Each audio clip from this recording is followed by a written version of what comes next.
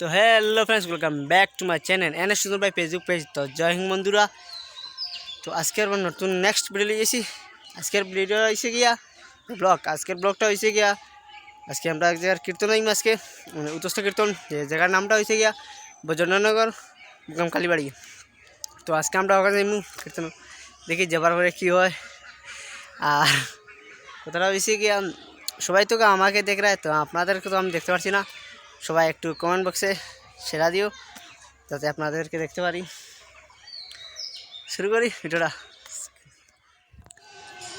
তো বন্ধুরা, আপনারা তো দেখতেই পারছো আমি এখানে চলে এসেছি। তো আপনারা শুধু দেখতেই থাকুন আমার এই ভিডিওটা।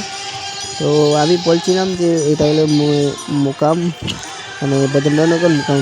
তো ওটা হচ্ছে মলতলি মুকাম, এই মুকামটার নাম হচ্ছে তো বজেন্দ্রনগর। তো ওখানে আমরা আজকে চলে আসলাম। তো আগের দিন এটা বৃষ্টি দিছে, আপনারা অবশ্যই জানেন যে বাংলা 7 তারিখ আজকে এই কীর্তনটার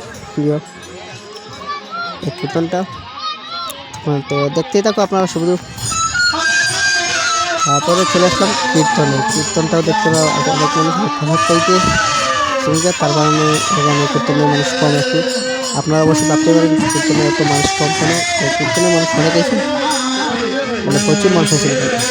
কীর্তনের মানুষ একটু কম, কারণ প্রসাদ থেকে সবাই চলে এসে কিছু রয়েছে এবং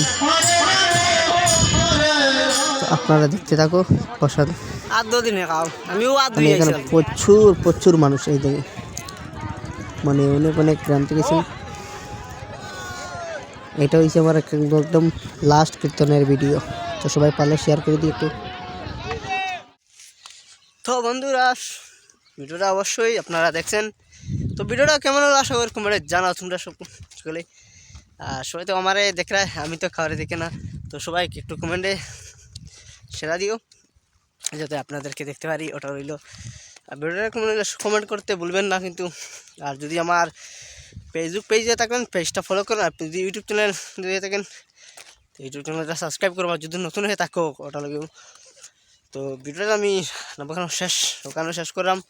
তো সবাই ভালো থাকবেন, সুস্থ থাকবেন।